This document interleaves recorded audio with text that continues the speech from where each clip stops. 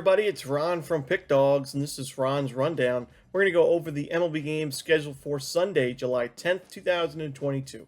Now, if you like what you see, make sure to give this video a big thumbs up and subscribe to our channel. And don't forget to put your baseball picks in the comment section below. Now, if you're looking for my MLB best bets, you can find those at the Premium Picks tab at pickdawgz.com. I'm running my daily $15 MLB best bet, so check it out at Pick Dawgz Premium. Alrighty, here we go. Here are the games for Sunday, July 10th. First up, we see an afternoon contest at 12:05 Eastern between the Los Angeles Angels and the Baltimore Orioles. Jose Suarez and Austin Voth are your starters for this one.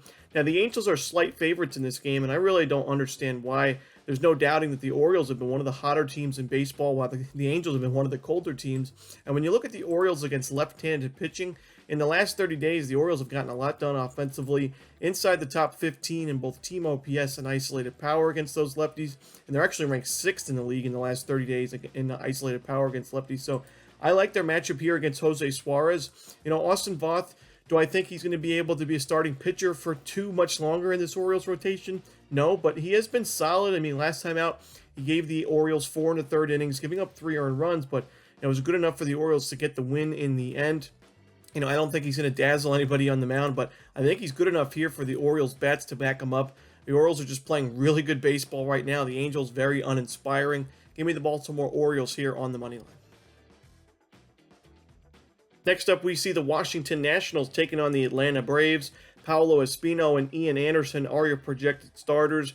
Now, we're already starting to see Paolo Espino regress quite a bit. We saw last time out giving up 4 earned runs, 2 homers to the Philadelphia Phillies, and only 3 2/3 innings of work. And even the previous start against a pretty weak lineup in the Pittsburgh Pirates, Espino giving up 4 earned runs, 2 home runs there. So against a really powerful Atlanta Braves lineup, I don't like this matchup for Espino. But on the other side, Ian Anderson's a guy that's really had a tough 2022.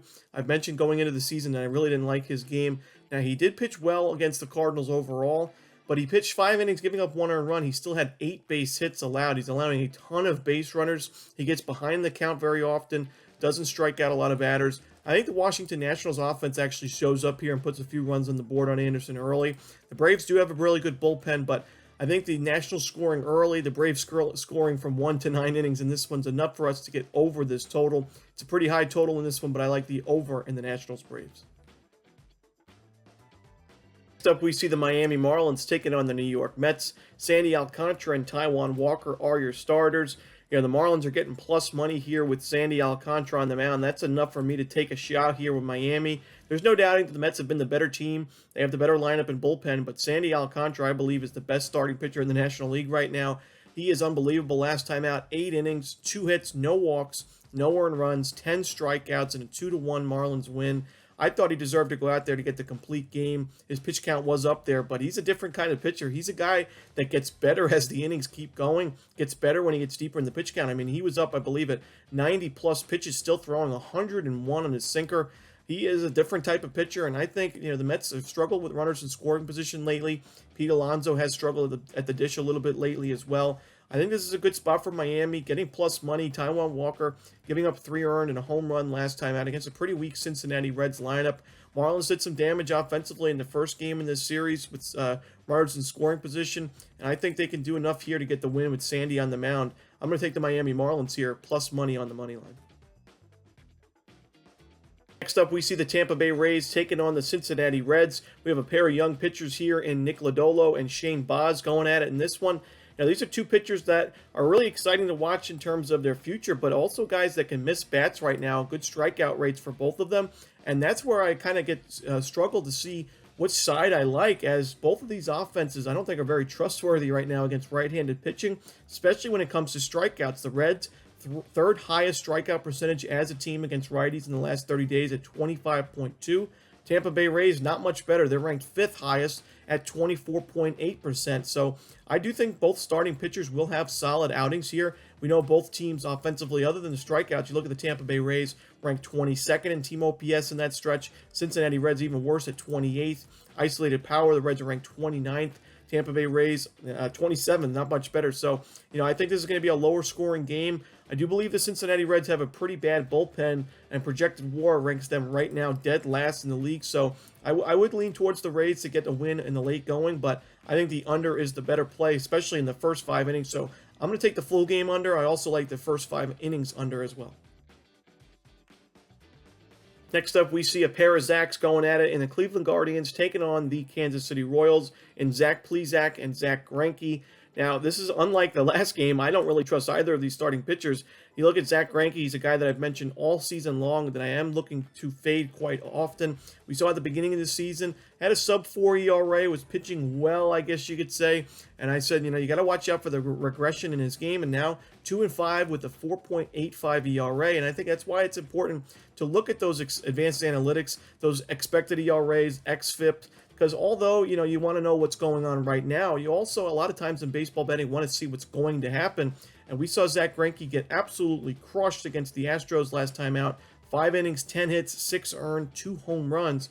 Now, it's really not a great spot for him going up against the Cleveland Guardians lineup that just went bonkers on Jonathan Heasley in the Royals bullpen on Saturday afternoon, scoring double digits in the run-scoring department. So, I do think this is a tough spot for Greinke, but on the other side, Zach Plesac's not a guy I'm looking to back very often either. Another guy with an xFIP above 4 right now.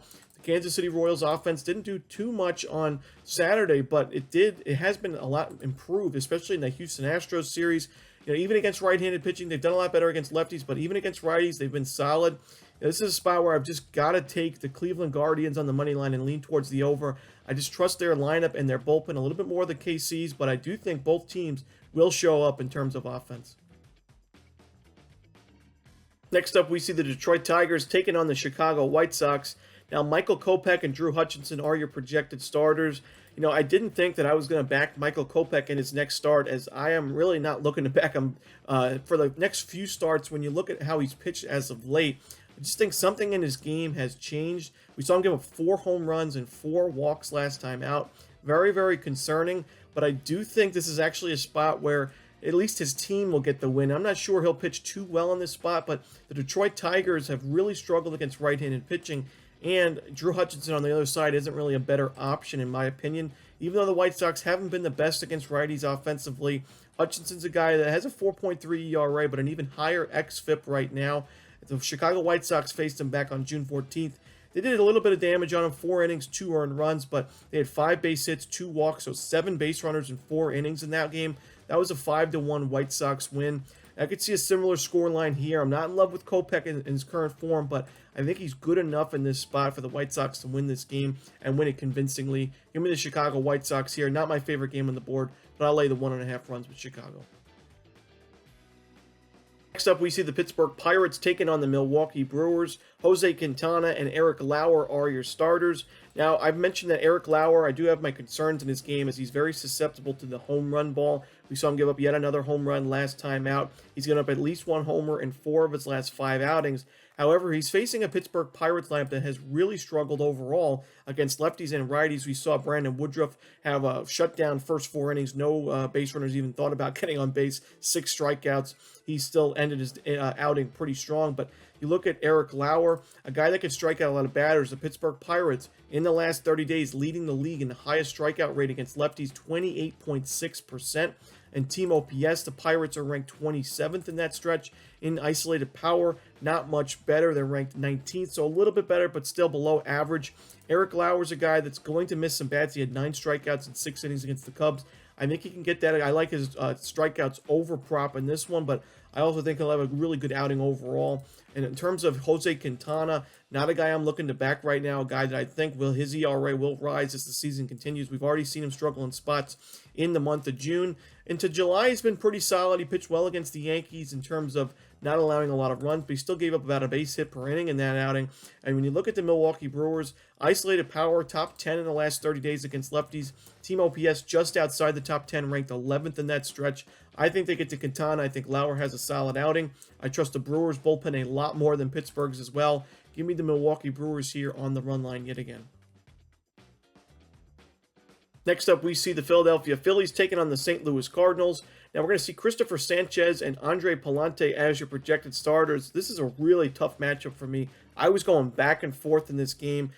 I could really see a case being made for either team. I think the biggest thing is I do trust Palante a little bit more than Christopher Sanchez. However, when you look at the St. Louis Cardinals, they've been shut out back-to-back games by this Phillies team, the bullpen included.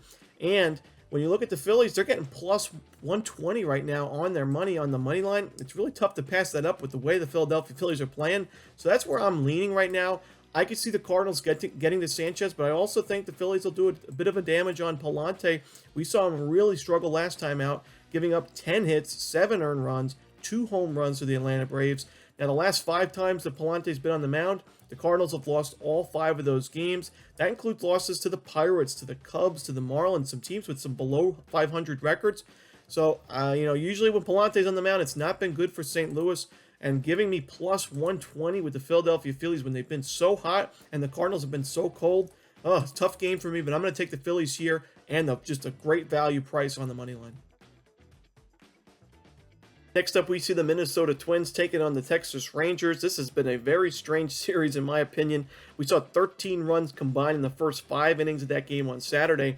Now we see Dylan Bundy and Dane Dunning as the projected starters for Sunday's contest. Now, this is another tricky game, in my opinion. I could see a case made for both teams, and that's why you see the moneyline price right now set almost even with the Rangers as slight favorites. The Minnesota Twins, I think, are the better team. Dylan Bundy hasn't been pitching too poorly as of late, and I trust the Twins lineup a little bit more, especially against right-handed pitching, than I do the Rangers. So I am going to lean towards Minnesota here. Both of these bullpens have really struggled. Both of these starting pitching groups have struggled also in this series. So, this could be a back-and-forth game like we've seen thus far, but I do think the Minnesota Twins lineup, especially getting Luis Arias back on the lineup against a righty full-time, will be a big boost to this offense against the lefty. And Perez yesterday, he didn't start. So I like the Twins here, but not my favorite game on the board. Next up, we see the Houston Astros taking on the Oakland Athletics. This is going to be the first of 5 4 o'clock start times, Eastern-wise. We're going to see Jake Odorizzi and Cole Irvin as the starters. Now, there's no doubting that Jake Odorizzi really struggled on the mound last time out against the Kansas City Royals, giving up 5 earned runs, 9 base hits, a home run. The Astros still winded up winning that game. Didn't cover the run line, but a 7-6 victory there. I think they get the win here, and I think they'll cover the run line as well. Facing a lefty in Cole Irvin, not really a good spot for Irvin or the Athletics. The Astros have just crushed lefties as of late. Number 1 in team OPS, number 2 in isolated power in the last 30 days, the Astros are. And even though Odorizzi has had his struggles, the Oakland Athletics offense hasn't really made anybody pay this season, at least on a consistent basis. They've really struggled at home. Their bullpen is not something I want to back right now. The Astros have one of the better bullpens in the league. So I'm just going to continue to take the Astros here and take up on the run line. Next up, we see the Chicago Cubs taking on the Los Angeles Dodgers. Now, we don't have an official line for this game quite yet. We're going to see that a few times with these 4 o'clock games. No official starter listed for the Cubs. Julio Urias is your projected starter for the Dodgers. That's enough for me to take the Dodgers here on the run line, just as a lean. I like to see who the Cubs decide to go with on the mound, but the Chicago Cubs haven't been good enough against lefties in the last 30 days to really make me want to take a shot with them. I'm certainly willing and able to take an underdog when the time is right, but Chicago ranked 21st and 18th in team OPS and isolated power against lefties in the last 30, and you look at Julio Urias having another stellar campaign, 7-6, but a 2.57 ERA. He's got 83 Ks and 87 2/3 innings, which is a lot better than what we've seen in years past for him. He's not really known as a strikeout guy. He limits walks, he limits home runs. I think he has another good outing here. I'm going to take the Dodgers on the run line. Next up, we see the Colorado Rockies taking on the Arizona Diamondbacks.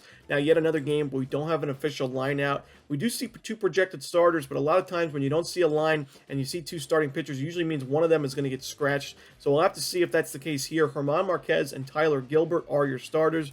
This is going to be one of my least favorite games on the board, and this is a really tough Sunday card in general. I've said that quite a few times, that not my favorite game, but this is a tricky card. I'm going to probably be treading lightly with Sunday's card, but in this particular matchup, Tyler Gilbert has struggled. German Marquez has struggled. But the Rockies, I do trust their lineup a little bit more, especially against left-handed pitching. The Rockies have crushed lefties all season long, it seems, even in the last 30 days. And even on the road, we've seen the Rockies offense at least show up against lefties, not so much against righties. Against lefties in the last 30 days, top 15 in both team OPS and isolated power, actually top 10 in team OPS. So I like their chances to get to Gilbert. German Marquez has had a really tough stretch of starts. He's faced the Dodgers back-to-back times. He's faced the Twins in that stretch, the Padres back-to-back times. This is the most feasible outing he's going to have in quite some time. I think he'll deliver at least a quality start. So I'm going to take the Colorado Rockies here and a lean on the money line. Next up, we see the San Francisco Giants taking on the San Diego Padres. Now we see Alex Wood and Mackenzie Gore as your starters. Both teams have really struggled against lefties in the last 30 days. You look at isolated power, Padres ranked 24th, Giants ranked 22nd. Team OPS, Giants ranked 26th, Padres ranked 20th. We see two starting pitchers that I do like their stuff. You look at Alex Wood, he has improved his game a bit. You saw last time out, 5 innings, 1 earned run. He has a 4.83 ERA, but his xFIP is a lot sharper. I think as the season continues, that ERA will decrease and decrease even more. I like him in this spot. And Mackenzie Gore, 3.18 ERA. Really hasn't mattered who's been on the mound against the Giants. Just San Francisco's offense has just really struggled. Mackenzie Gore last time out was sharp against the Dodgers. Previous outing, very sharp against the Phillies. He has a walk issue. He's given up 4 walks in 3 of his last 4, but San Francisco Giants have been really impatient at the plate, striking out a ton against lefties, top 5 in strikeout percentage. So I don't know if that's going to be too much of an issue for Gore here. I'm going to take the under, lean towards the Giants here, as I do worry about Gore's walk problem a little bit, but I like the under overall in this matchup. Next up, we see the Toronto Blue Jays taking on the Seattle Mariners. Another 4 o'clock start time Eastern. We're going to see no official starter for the Blue Jays quite yet, so no official lineout. But we are going to see Logan Gilbert for the Mariners. Now, Logan Gilbert was good enough for the Mariners to get the win against the Padres last time out, but I did get a little bit concerned with how he only had 1 strikeout in 5 1/3 innings. He only had 3 strikeouts the previous outing against the A's in 6 innings. So 4 Ks in his last 9 1/3 innings. He gave up 6 hits against the Padres, 3 walks. The Padres were miserable with runners in scoring position in that game. And overall, his last 11 1/3 innings, 14 base hits, 4 walks, only 4 strikeouts, 2 home runs. He's given up at least 1 home run in 3 of his last 4 outings.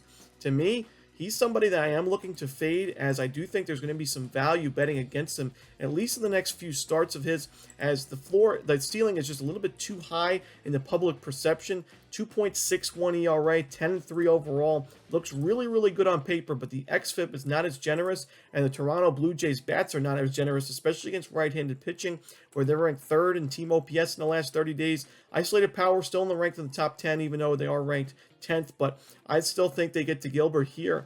Now, it depends on who the Blue Jays go with on the mound. This could be a higher scoring game, maybe look towards the over as well, but I think the Blue Jays bats will get to Gilbert. That's enough for me to take a chance here and take them on the money line while we wait to see who they project to start. Next up, we see our final game of the night between the New York Yankees and the Boston Red Sox. Biggest rivalry in sports. Is going to be a 7 o'clock Eastern start time, Sunday Night Baseball on ESPN. Now, while I don't believe that Jameson Taillon is worthy of that 9-2 record, I think his offense has really helped him there. I will say I think he's the better option here. I also trust the Yankees bats. We saw 2 games where the Yankees just looked like the much better team in the first 2 games of this series at Fenway. This has been a pretty close series for the most part in the season series in recent seasons, but I think the Yankees are just miles better right now. You look at offensive numbers, number 2 in in isolated power, number 4 in team OPS in the last 30. While the Red Sox are outside the top 10 in team OPS, they are also outside the top 20 in isolated power. I think the Yankees bats are stronger. I think the bullpen's better, and I give the edge to Taillon in the starting pitching department. So for that reason, with a pretty good price here with the Yankees, I'm going to take them on the money line. And that's it. Those are the games for Sunday, July 10th. Hope you enjoyed this video. If you did, don't forget to leave a like and subscribe. And don't forget to put your baseball picks in the comment section below. Again, if you're looking for my best bets, you can find those at Pick Dawgz Premium. As always, this is Ron Romanelli. Good luck.